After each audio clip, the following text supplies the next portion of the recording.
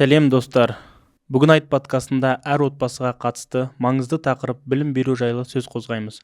Жарқайың ауданындағы білім беру жүйесі қалай өмір сүріп, дамып келеді, мектептерде қандай өзгерістер жүріп жатыр, және мұғалімдер заманауи сын-қатерлермен қалай күресуде. Бүгін қонағымыз Жарқайың ауданының білім бөлімінің басшысы Нұрпейісова Гүлшат Қайболлақызы. Ол мектеп арқылы болашақта қалай қалыптасатынын іштен білетін адам. Гүлшат Қайболлақызы, бүгінде Жарқайың аудандағы білім беру жүйесі неден басталады, жаңа оқу жылына қандай басымдықтар қойдыңыздар, сол жайлы ойыңызбен бөлісе кетсеңіз. Жақсы. Негізі білім беру проблемасы әрбір үйдің дастарханында айтылатын әңгіме ғой. Әрине. Рас қой.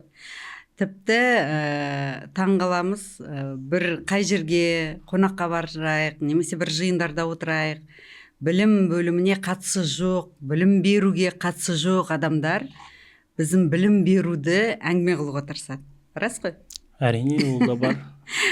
Бұл енді мен өзім ойлаймын, адамдар немен айналысатынын білмеу шығар деп ойлаймын бір жағынан. Бір жағынан олар құр сын айтқаннан гөрі, мін айтқаннан гөрі бізбен бірігу керек деп ойлаймын. Негізі айтады ғой, шымшық сойса да қасапшы сойсын деп. Мұғалім ол жұмысты атқарып жатырғаннан кейін ондай көп сындар дастархан басында, ошақ қасында айтылмау керек. Оның барлығы кәдімгі сол қызметті атқарып атқан адамдардың қолмен атқарылу керек. Жаңағы сұрағыңыздың жөні бар, өйткені бұны ішінде жүрген біз біліп сіздерге айтпасақ, сырттағы адамдар жобалап айта береді. Әрбір алып қашпа әңгімелер естіле береді мысалға, иә. Сондықтан біз кәдімгі ауқымды, дамылсыз жұмыстар жүргіземіз білім беру саласы бойынша. Жоспарымыз ұлан асыр. Бала дүниеге келгеннен кейін, негізі адамзат дүниеге келгеннен бері осы білім беру проблема шығар ол. Ол ең алғашқы проблемалардың бірі шығар, сондықтан ол таусылмайтын, шегі жоқ, шексіз бір әлем, шексіз бір сфера біздің өзі білім беру саласы. Сондықтан біздің жоспарымыз көп, оның нақты қайдан бастайық, ал шегін тарқата бастайық. Шегін айта беріңіз, мен оны тарқатып көрейін сіздерге. Әрине, онда тырысып көрейік, шегін тарқатуға. Жаңа өзіңді айтпақшы, шыбын сойса да қасапшы сойсын дегендей. Енді осы білім саласының басты маманы ретінде біздің ауданымызда соңғы жылдары қандай өзгерістерді ең маңызды деп санайсыз осы білім саласындағы? Білім саласындағы ең маңыздысы бұл білімді оқушылардың аяқтап мектепті шығып үлкен азамат болуына дайын болуы. Осы істі жүзеге асыру үшін мемлекет кәдімгі кәсіби бағдар беруші педагогтарды қосқан. Бірақ кәсіби бағдар беруші педагогтар немен айналысу керек? Осыны біз кәдімгі іштей тағы да пысықтап, іштей оларға белгілі бір бағыттар беріп, сол жұмысты пысықтауға тырысып жатырмыз. Енді ол кісілер немен айналысады деп айтқанда, ең бастысы біздің ауданымызда проблема ол грант иегерлері аз. ОБТ қорытындысы көңіл қуантатын емес. Білім сапасының негізгі түпкі нәтижесі ОБТ көрсеткіші болу керек. Ол бір кездерде мысалға рейтинг болған, аудан әкімдігінің алдында рейтинг болған, бір бүкіл дүниені жауып тастап, біз тек қана ОБТ-мен жұмыс айналысып кетіп, сөйткен біз тәрбиені де жауып кетіп, оқуды да жауып кетіп, қазір бәрі қалғанмен де ОБТ-ны өгейсітуге болмайды. Сондықтан осыған біз мықтап қолға алдық биыл. Крупская мектебінде, Окубаев атындағы орта мектебінде 10-11 сыныптарды 2 бағытта дайындауға көштік. Нәтиже биыл берілмеуі тиіс, бірақ келесі жылдардан бастап бұл жақсы нәтижесін көрсетеді деген ойдамыз. Бұндағы бағыттың маңызы не? Жаңа техникалық мамандықтарды математикалық бағытта оқытамыз, ал гуманитарлық бағыттағы мамандарды сол бағытта бөліп оқытамыз. Бағдарламалары бөлек, білім беру процестері бөлек. Ол мұғалімге де бір алдына міндет қояды, менің алдыма қызығушылығы бар балалар келді деген бір серпін береді. Балаларға да мынау мұғалім маған ғана арнап жұмыс жасайды деген бір серпіліс береді. Ойлаймыз, нәтиже 10 тамыз 2026 жылды күтіп отырмын. Өте керемет жауап. Тағы өзгерістердің бірі өзіңіз жақсы білесіз, ол бізде жаңартылған бағдарламалар. Жаңартылған бағдарламалар бізде жылдан жылға өзгеріс үстінде және өте көп. Соған деген көзқарасыңыз қандай жаңартылған бағдарламаларға? Соған дайындығымыз деп айтайыншы. Қазір енді мемлекет басшысының жолдауы бойынша жасанды интеллектке көңіл бөлу керек деді. Осы жерде біз кішкене алға қарай қадам жасадық деп ойлаймын. Өйткені былтырғы жылы біз жасанды интеллектті пәндерде, оқу үрдісі кезінде, сабақ барысында қолдануды кең қолға алғанбыз. Осылар бойынша семинарлар өтті, практикумдар өтті, коучингтар өтті. 90-ның аяғында 2024-25 оқу жылының біз аймақтық, облыстық семинар бердік. Сол кезде гуманитария бағытындағы бастауыш сыныптар және математикалық бағыттағы педагогтар өз пәндерінде, сабақ үрдісінде оны қалай қолдану керек екенін аймақтық, облыстық төңіректе таратты. Олар дәлелдеп шықты, жасанды интеллект пен педагог дос ретінде жұмыс істей алатын. Осы жерде тағы бір айта кететін жайт, жасанды интеллект әрине өте керемет. Біздің жалпы республика Қазақстан мемлекеті өзіміз алдағы көшбасшылардың бірі болып табыламыз. Сіздің ойыңызша қалай ойлайсыз, жасанды интеллект мұғалімдердің болашақта біліктілігін арттыру кезеңінде кедергі жасамайды ма? Негізі біз мұғалімдер кешке қалып қойдық. Бұл жасанды интеллектті бізден бұрын бала біліп қойды. Біз әлі анау сотовый телефонның тетіктерін тауып, қай программасын дәлелдеп болғанша жасанды интеллекттің майталманы болып алды балалар. Бұл жерде біздің керісінше дайын емес екеніміз, баладан кеш қимылдағанымыз. Ал кедергі жағынан әрине кедергі бар. Неге? Бұрын біз мысалы кішкене ізденсек, өзіндік білім жетілдірумен айналыссақ, қазір мынау кәдімгі адам жалқау қылып жіберетін сияқты. Барлығы дайын дейсіз ғой. Осы жағынан. Ал бір жағынан мұғалімдерге менің уақытым жоқ, бұрынғы стереотипті алып тастау керек. Мұғалім қағаз басты, уақыты жоқ, көп жұмысы осыған кетеді. Бұл бұдан 15 жылғы, 10 жылғы әңгіме. Қазіргі кезде мұғалім жылдам мобильдендірілген. Осыған көшіп келе жатыр жастарына қарамастан. Оны қорықпай айта аламын. Неге? Өйткені кәдімгі 25-30 жыл еңбек өтілі бар педагог болса да, жас маманнан қалмай, осы жасанды интеллектті өзіне қолданып, шебер қолданып, тәжірибесінде ұстанып келе жатыр. Кедергілер болады, оны уақыт көрсетеді. Әр нәрсенің плюс-минусы бар ғой.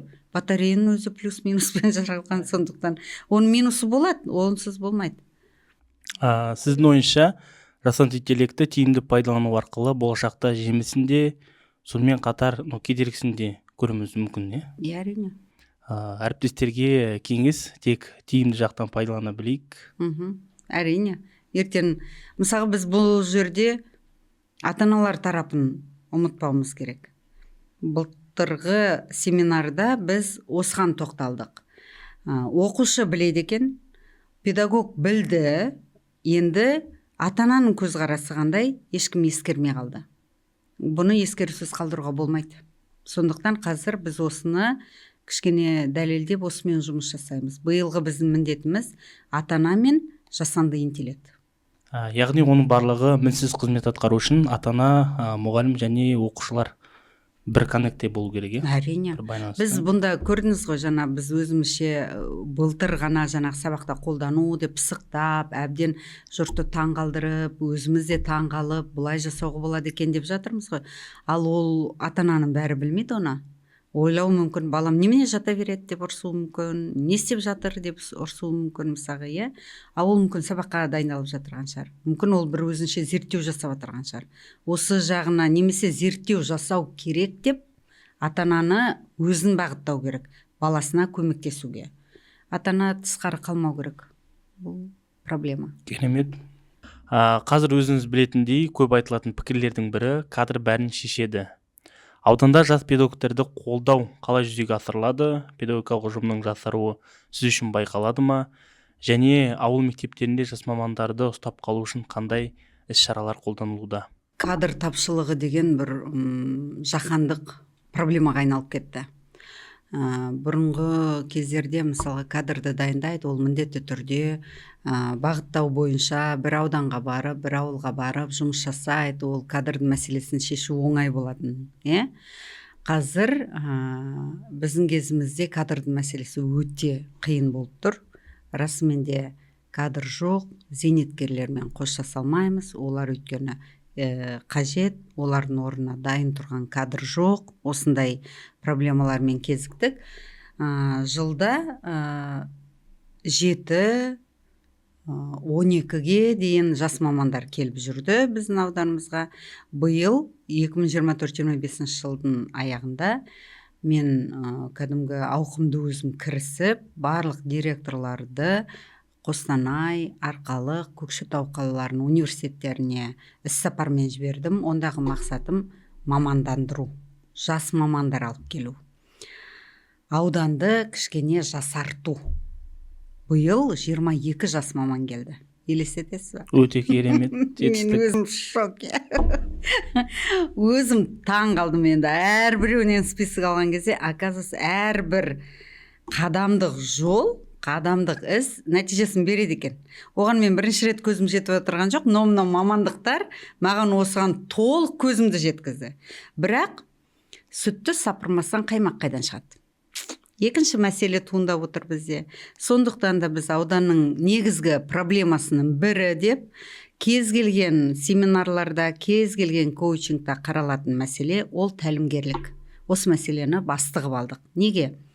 Құр мектептердің өзінің құзырына беріп қойған жоқпыз. Аудандық білім бөлімінің құзырына да тәлімгерлікті нақты міндет қылып алдық.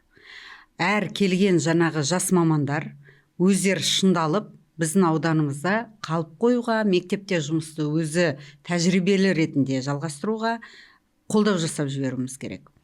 Өткен жолы алтын папка деген әдістемелік іс-шара өткіздік.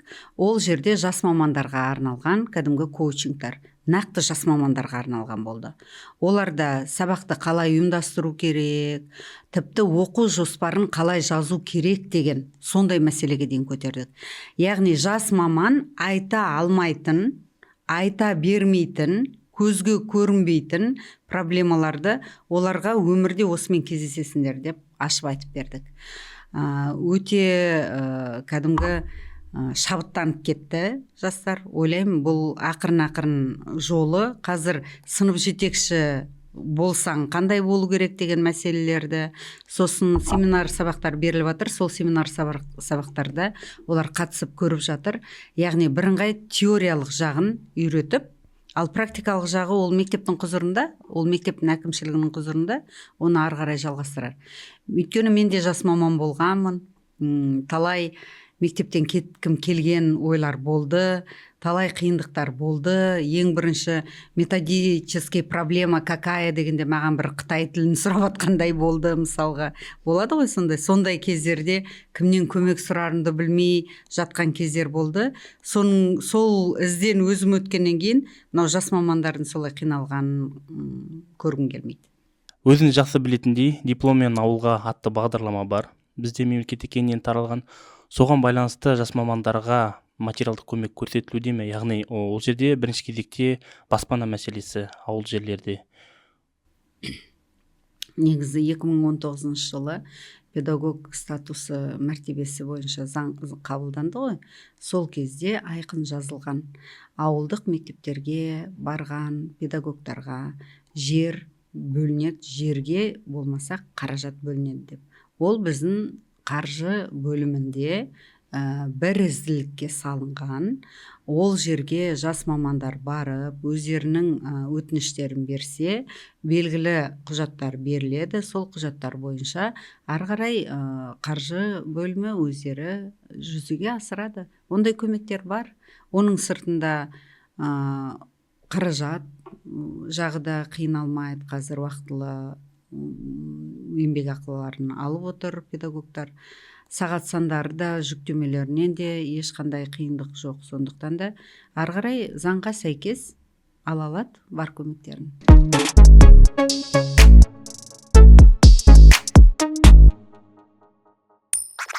Айт подкаст. Осы жерде қоса кететін жайт, мен өзім сол сіз айтқан жас мамандардың бірі болып табыламын.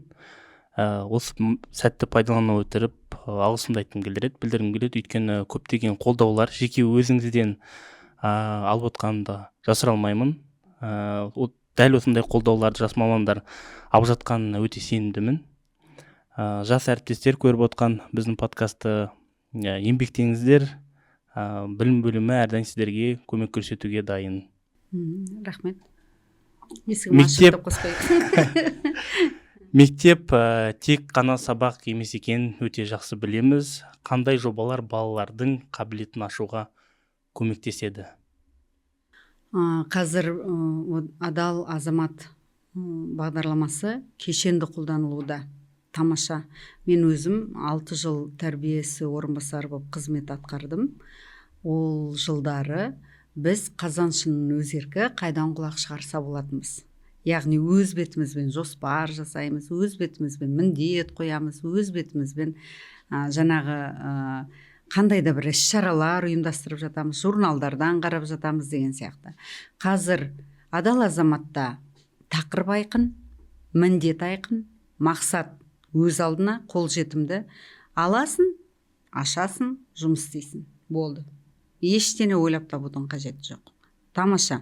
Бір күндік, сағаттық, апталық, айлық, жылдық жоспары тегіс жазылып берілген. Мектеп құрғана сол бойынша жұмыс жүргізеді. Белгілі бір нормативтерге сәйкес жұмыс орындалса болған дейсіз ғой. Керемет. Оның ізінен қуып жүре берсе, күшті нәтижелер болады. Волонтерлік. Қосымша волонтерлік іс-шаралар өткізіледі оқушылармен. Соған көз қарасыңыз. Ол мен өзім инициатормын оның. Егер волонтер болып жүрген балаларға ұнамай атсам, маған келер. Ол қызық жағдай болды. Бізде Құдайға шүкір, әйтеуір қылмыс жағынан төмен көрсеткіштің бірінде ауданымыз, бұл қуантады. Оның барлығы да жаңағы алдын алу шараларының арқасы ғой. Әйтпесе 5 адамда бұзықтық жасаймын десе, қазірде ол шыға келуі мүмкін. Бірақ бізде мынау полиция қызметкерлерінен 11-ден кейін балалар жаңағы қыдырып жүр, балалар ұсталып қалды деген хабарламалар жиі келеді. Бұл кішкене мені толғандыра бастады.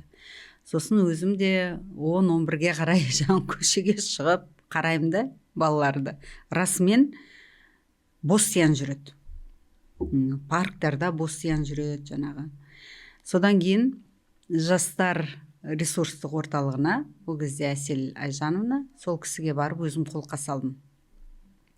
Әсел Айжановна, осы жастар текке жүр. Өздерінің энергияларын қайда жіберерін білмейді. Давай біз меморандум жасайық. Мынау 9, 10, 11 сыныптың балалары. Баратын үйірмелерінің сыртында ауданның да іс-шарасына қатыссын. Ауданның да өміріне қатыссын. Бір қызықты оларға парақша бастайық. Қызықты бір өмір бастайық деп. Міне солай біз меморандум жасадық. Жастар жаңағы көбіне волонтерлық қозғалысты таңдап алды. Міне өздері, мен айтпаймын, еріксіз деп балалардың жаңағы көңіл қошы жақсы, өз еріктерімен барып әрбір істі үлкен адамға көмектессе де шын пейілдерімен жүргендер көрініп тұрады. Бұл керісінше қуантады мені. Әрине, ол ондай іс-шара барлығымызды қуантады.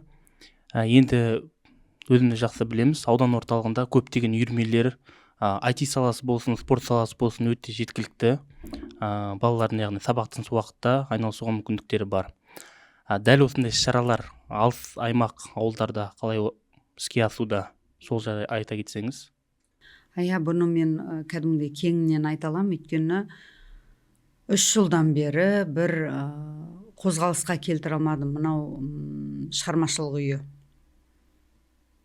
және музыка мектебі, қосымша білім беру мекемелері, өз іштерінде өздері өз қазандарында қайнап, кім не істеп жатқанын білмейді, не болып жатқанын білмейді деген сияқты осылай. Солардың структураларына кірісіп, биылғы жылы қосымша мынау шығармашылық үйіне тек қана шығармашылық бағыттағы іс-шарамен айналысуға міндет жасадым. Ол жерде жаңағы тоқу, ағаш өңдеу, тігу, ою-оймақ, текемет басу деген сияқты ер балаларға жаңағы қол өнерін дамыту деген сияқты. Міне біз 18 педагогты қабылдадық. Технология пән мұғалімдері, олардың мектепте болса да сағаттары аз ғой. Мынау шығармашылық үйінен сол ауылдық мекемелерге филиал ретінде ашып, сол ауылдық мекемелердің мектептеріндегі білім беру ұйымдарында балалармен түстен кейін үйірмелер ұйымдастырып отыр. Биыл 7 үйірме ашылды, тап осылай. Далабай, Кен, Пригородный, Валихан ауылдарында, Гастелла ауылында 2 үйірме, 2 бағыттағы үйірме. Онда тек қана жаңағы 3D моделирование да бар, робототехника да бар. Осылардың барлығы қазір күнде мен өзі басшысын айтудым, соцсетте жаңағы жұмыстарыңызды көрсетіп, ел көрсін, ауыл көрсін, соларды көрсетіп отырыңыздар деп өлем нәтижесін береді. Өткен жолы 25 қазан күні үйірмелер көрме көрсетулерінде алғашқы өздерінің бұйымдарын әкеліп қойды. Қуантады, старт бар. Ал музыка мектебінде қазір қобыз ашылды, қазақша вокал ашылды. Бізде қазақ тілінде вокал болмаған болатын. Және Гастелла мектебінде мектебінің базасында музыка мектебінің филиалын аштық. Ол жерде домбыра сыныптары ашылды.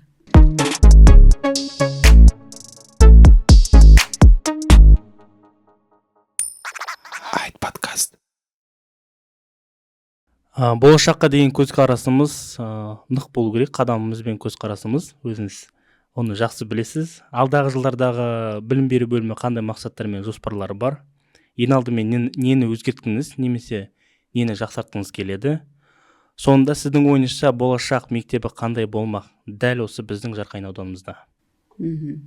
Болашақ мектебін қазір облыс әкімінің қаулысын күтіп отырмыз. Болашақ мектебіне біз жетіп келе жатырмыз уже. Неге олай деп айтатын? Өйткені келген бетте, қызметке тұрған бетте мен біздің ауданымызда көрнекті жаңа ел көретін, жерге көрсете алатын сондай мектептер болу керек деп, білім сапасының, білім беру сапасының артықшылығын көрсету үшін мені бұл мәселе өте қуантады. Себебі бұл айтылған сұрақтың жауабына негізгі нәтижесіне уже келіп қалдық. Ол не? Ол қазір біз облыс әкімінің қаулысын күтіп отырмыз. Крупская атындағы орта мектеп гимназия атауын алады. Ол керемет жаңа. Да, ол біздің ауданымыз үшін вообще керемет. Енді сөзім жоқ, вообще қуанышыма да сөзім жоқ. Өйткені айтады ғой, жаңағы білім беру саласын әрбір нүктесін саралаудың арқасында келдік бұған. Бұл бір күндік нәтиже емес, немесе бізге осы гимназия мектеп керек деген жай қалау емес. Бұл негізгі жұмыстардың нәтижесі. Нәтижелі жұмыстардың көрсеткіші. Крупская атындағы орта мектеп бұл бойынша кәдімгі кешенді жоспарлы түрде жұмыс жасап, қазіргі таңда жан жақты аспектылардан алда келе жатырды. Қазір бұл мектепте гимназия болады. Екінші саясаттың бір нүктесі бұл аралас мектеп. Болашақта қазір бұл жерге қазақ сыныптары ашылған, әлі бірінші, екінші сынып бар. 5-ші сыныпқа келген уақытта бұлар да жаңағы гимназия бөлігіне кіреді, қазақ сыныбы да. Сол кезде оларға ыңғайлы болады балаларды гимназия сыныбында оқыту. Бұл барлық мектеп емес, арнайы қаулы бар, жарғысы болады. Жарғыны біз ата-аналармен таныстырып түсіндіреміз. Ол жерде талап болады балалар үшін, балалардың білім деңгейіне талап болады. Сол талапқа сай балалар ғана бұл сыныптарда оқитын болады. Ол бізге ертең жақсы көрсеткіштер береді. Жаңағы қажет еткен білім сапамыздың көрсеткіші, алтын белгілердің көрсеткіші, ұбт нәтижесінің көрсеткіші, ең соңында грантқа түсетін грант иегерлерінің көрсеткішін береді. Сондықтан гимназия біздің аудан үшін ол керемет нәтиже деп ойлаймын. Көптеген бірнеше жылдар деп айтсақ, бірнеше жылдардың еңбегінің жемісі деп ойлайсыз. Әрине. Күшет Қайболқызы, бізде кезекті рубрика. Сізбен сұхбат алудың алдын ала біз әріптестермен және ата-аналармен кішігірім сауалнама өткізген болатынбыз. Соның ішінде бірнеше сұрақтар іріктелген болатын. Жайлы мектеп ұлттық жобасы аясында 2025 жылға дейін 369 жаңа мектеп салыну көзделген. Және де одан бөлек шағын жинақты ауыл мектептерін заманауи жабдықтармен, соның ішінде физика және биология кабинеттерімен қамтамасыз ету бойынша қандай жоспарлар бар? Ол жұмыс жасалып жатыр. Негізі бұл сол мәселенің шешілгеннен бейхабар адамның сұрағы деп ойлаймын. Былтырғы жылы біз аудан бойынша 7 модификациялық кабинет алдық. Оған дейін 2022 жылы 3 кабинет, 2024 жылы 3 кабинет, 2024-те 7 кабинет, биылғы жылы тағы да 5 кабинет қосылады бұған. Елестетіңіз, бұл керемет нәтиже. Бұл сұрақтың шешімін алу үшін тек уақыт еншісінде деп ойлайсыз? Әрине, толыққанды аудандағы барлық мектептер айтап өткен кабинеттер жаңағы керекті жабдықтармен қамтамасыз етілетін болады. Әрине. Биыл мысалы қуануға болады, биыл біздің мектептерге жаңа жиһаз керек жоқ. Толықтай қамтылған десек болады. Тек біз жаңағы шкаф нелер ғана қалды, аз-маз, ал парталардан жаңа жиһаз керек жоқ. Оның өзі дәлел. Ал енді бұл кабинеттер жоспарлы ғой, негізінде біз жақсы жағдайдамыз. Жақсы, керемет. Мұғалімдердің шамадан тыс жүктемесі мен кәсіби күйзелісіне жол бермеу үшін дәстүрлі оқыту әдістері мен жаңа цифрлық құралдар арасындағы тепе-теңдікті қалай сақтау қажет дейді. Яғни бұл жерде айта кететін мәселе, бұл сұрақ қателеспесем кішкене жас жоғары әріптестен келген. Өйткені жастарға темпіне ілесе салмауына байланысты, яғни жас мамандар, өзім жеке мысал бола аламын, техниканы біз көп пайдаланамыз, ал бізден жаңағы аға буын әріптестер кішкене техникадан толыққанды пайдалана алмайды мүмкіндігін. Сол туралы ойын жеткізгісі келген болар. Өзін жауап бердіңіз ғой?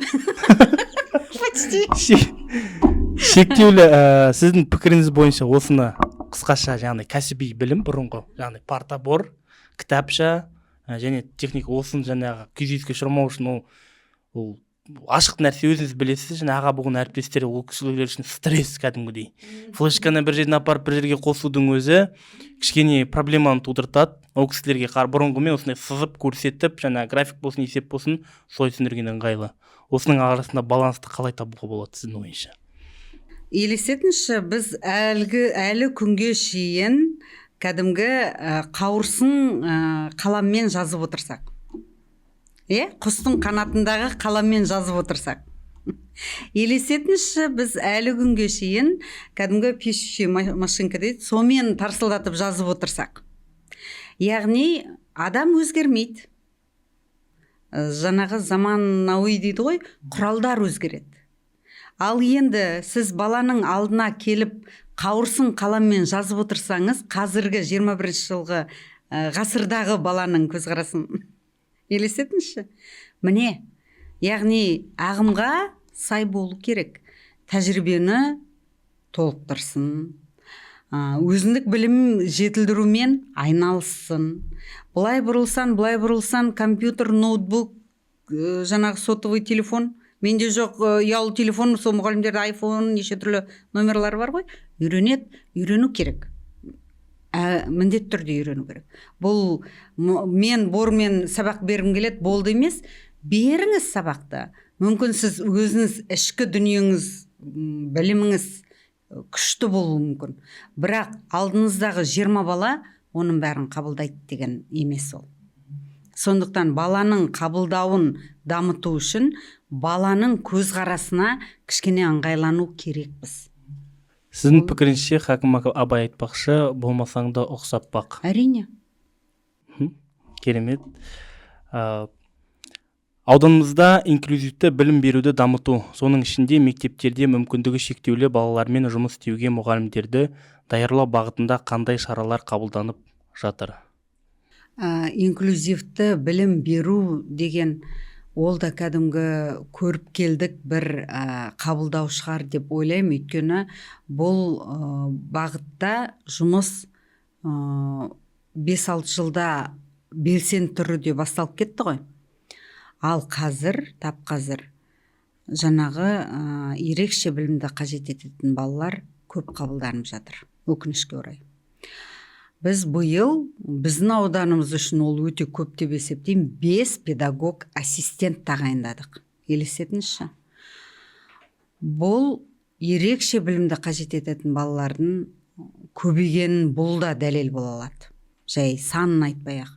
Сондықтан инклюзивті білім беруге педагогтарға бұған дейінда үздіксіз жаңағы білім жетілдіру курстары өтіп жатты. Бірақ педагог бет-бе-бет ерекше білімді қажет ететін балалармен ілеуде біреу кездесіп жатты.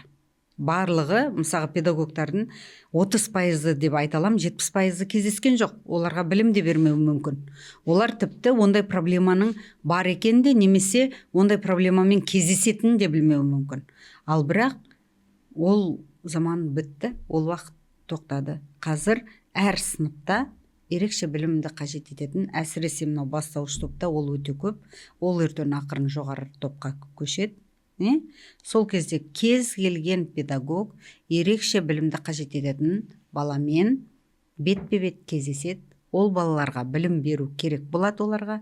Біз оған барлық курстардан жылда өткізіліп отырмыз, бірақ енді бұл жерде педагогтардың тәжірибесі шешеді. Тәжірибесі және мейлінше практикалық жұмыстың көп болуы. Әрине. Олар, мен жаңа айтып отырмын, практикада көп қолданған жоқ. Біз қанша курстардан өткіздік, олар оны практикада қолданбауы да мүмкін. Қажет болмаса тіпті жақсы, бірақ заман талабы. Оған келе жатырмыз, болды. Бала көбейіп келе жатыр.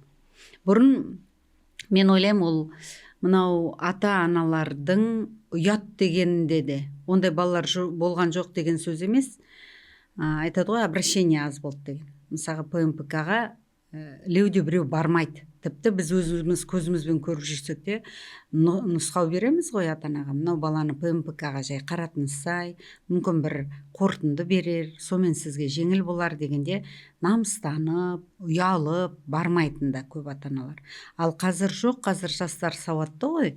Олар міндетті түрде нағыз мамандардың күшіне жүгінеді. Сондықтан қазір олардың қолдауын кәдімгідей қажет етіп оларға жүгініп жатқан ата-ана өте көп. Яғни дереу уақытта, керек уақытта дабыл қағып жатыр, Әрине. Келесі сұрақ бізде ата-аналардан келіп түскен. Мектептерде балалардың TikTok пен Telegram сияқты платформадағы қауіпті топтарға тап болмау үшін цифрлық қауіпсіздік сабақтары өткізіледі ме? Жаһандану деген әдейі арналған курстар бар ғой. сол жерлерде педагогтар міндетті түрде ол жайында айтып өтеді. Енді мынау жасанды интеллектті қосып жатыр деп жатыр ғой сабақтарға, пәндің берілуіне қосып жатыр. Сол кездерде бұл нұсқау ретінде міндетті түрде берілу керек педагог тарапынан. Яғни балаға айтылу керек. Сондықтан да мана мен айтқан проблема енді қазір сізде сұрақ болып қойылып отыр, көрдіңіз бе? Мен айттым ғой, ата-ана бұл жерде тысқары. Олар өздерінен шектемеу керек. Түбінде келіп, мектеп айтқан жоқ, мұғалім көрсеткен жоқ деген олай болмайды. Ол не үшін? Қарасын, көрсін, баласына айтсын. Ол да сауатты адам ғой. Ауданымызда 9 және 11 сынып түлектеріне кәсіби бағдар беру бағытында қандай көмек көрсетіледі? Балалардың жұмыссыз қалмау үшін колледждермен және жұмыс берушілермен ынтымақтастықтар бар ма? Белсенді түрде. Өткенде Көкше ТВ-дан көрсетті біздің Островский мектебінің жұмысын көрген боларсыздар. Чаглинка колледжі келді, Арқалықтан колледж келді, Есілдің колледжі келді. Бұл жайдан жай немесе Островский отырып, соны шығара салған дүние емес. Ол кәдімгі былтырдан бері жоспарланып, қайта түрткі болып жатырған дүние. Педагогтардың барлық мектептерге менің тарапымнан жоғары жақтарда да кәсіби сыныптар ашылсын деді. Бірақ біз қазір әрбір мектепке кәсіби бағдар жобасын жасаңдар деп талап қойып отырмыз. Мүмкін бәрінен 100% болып кетпес, бірақ бастама жақсы. Ол жаңа медиа класс, өздеріңіз айтып отырған Крупскаяда. Қазір ол медиа класс журналистика факультеттермен меморандум жасайды. Елестетіңізші, журналистерді оқытатын мұғалімдер біздің жай қарапайым оқушыларды сүйемелдеп, оларға кішкене болса да білім береді. Журналист болудың жолын ашады. Рас қой. Мынау Крупскаяда айттық, енді ана Островскаяда біз агрономияны алдық. Сол бағытта алып отырмыз. Сондықтан жаңа колледждер, агротехнический колледждер ғой онда келіп жатырған. Олар да балаларға 10 баланың 2-і агроном болам деп жатырса, ол біз үшін нәтиже. Мынау Кубаевта дизайн сыныбы ашылды. Қазір оларда меморандумдарын дайындап, пысықтау үстінде. Ойлаймыз, бұл да келеді дизайн сыныптармен, дизайн колледждармен, сән үйлермен меморандум жасап жұмыс атқарса, ол үйірмедегі 15 қыздың 5-і дизайнер болмауы мүмкін емес. Көрдіңіз бе? Яғни бұл жерде мамандық таңдату емес, мамандыққа икемдеу. Бала ертең сол колледждің дипломын алған уақытта бірден жаңағы біз сияқты сүймелдеп, тәрбиелеп, жетектеп жүрмей, бірден сол жерге кірісіп кету керек қой. Оған ол майталман маман болуына өз ісінің тез уақытты ұтымды пайдаланып жібереді. Болды. Бұндай сыныптардың ашылуы, яғни практика жүзінде балалардың сол белгілі бір мамандыққа деген сүйіспеншілігін, махаббатын ашу оятуы мүмкін. Иә, олар көрмейді ғой. Олар көрмейді, естімейді. Мына көрген кезде, мысалға элементарно кухня деген кино болды ғой, естеріңізде ма? Сонда жігіттердің көбі повар болып кетті ғой. Рас айтасыз.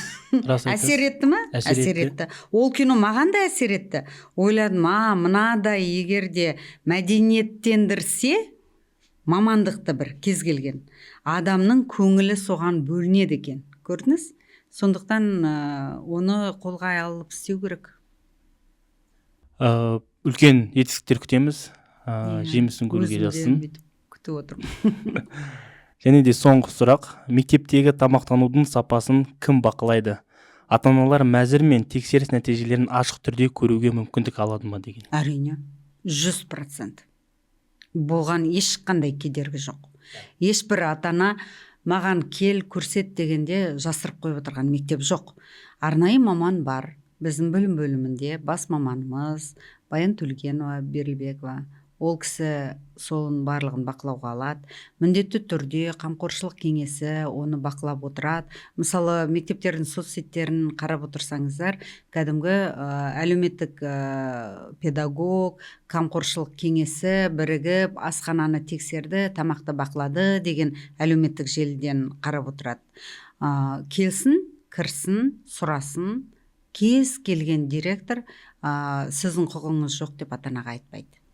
Құрметті ата-аналар, егер бізді көріп отырған болсаңыздар, өйткені бізге бұл жиі қойылған сұрақтардың бірі асханаға байланысты. Егер сол балаңыз оқитын мектепке барып, танысып, мәзірмен көріп білсеңіз болады. Иә, бұл жерде біртүрлі бір стереотиптар бар. Мен мысалға балабақшада меңгеруші болып істедім. Біздің балалар көбіне кәдімгі дайындап берген ботқаны жемейді. Неге? Өйткені оларға пицца мен суши керек. Енді қазір мектепке келген кезде мектепте дайындап берген тамақты жегілері келмейді. Неге? Пицца мен суши керек. Арнайы пісіріліп дайындалып қойылған, жаңа духовкада пісірілген пиццалар болса, ол пиццалардың 100-ін істесе де қалмайды. 100-ін істесе де қалмайды. Оны дәлелдеп ата-аналар өздері де барып көруі мүмкін. Үйде де олар тамақтандыра алмайды. Оған мен 100% сенімдімін. Тамақтандыра алмайды. Неге? Олар чипсы, суши, пицца и кола. Оған көміз. Не? Сондықтан бұл проблема ата-ана өзіңде. Мен ата-анаға сұрақ қойғым келеді. Үйде оның барлығын жегізгеннен көрі кішкене дәстүрлі тамақ, жаңағы рационалды дейді ғой, сондай тамақтандырыңдар.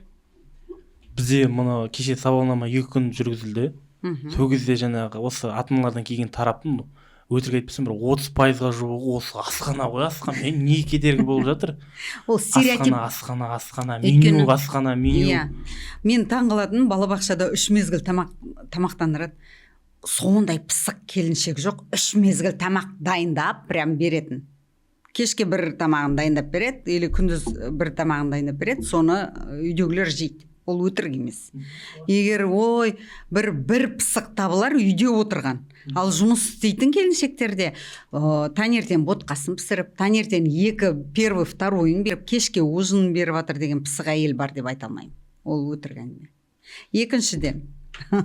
Екіншіден, жаңағы рационалды тамақтану. Балаларды дүкенде не бар, жеңіл дүниемен тамақтандыра салады, өздері өз тарапынан баланы тамақтандыруына көңіл бөлмейді. Сондықтан бала асханадағы тамақты жейді, әрине, ол да тойымда. Бірақ оның алдына пицца әкелген жоқ, суши әкелген жоқ, кола берген жоқ. Сосын оған ол өздерінше жегілері келмейді, үйлеріне көп болса айтар, маған ұнаған жоқ деп. Өйткені ол пицца емес қой. Міне, әңгіме осыда ғана.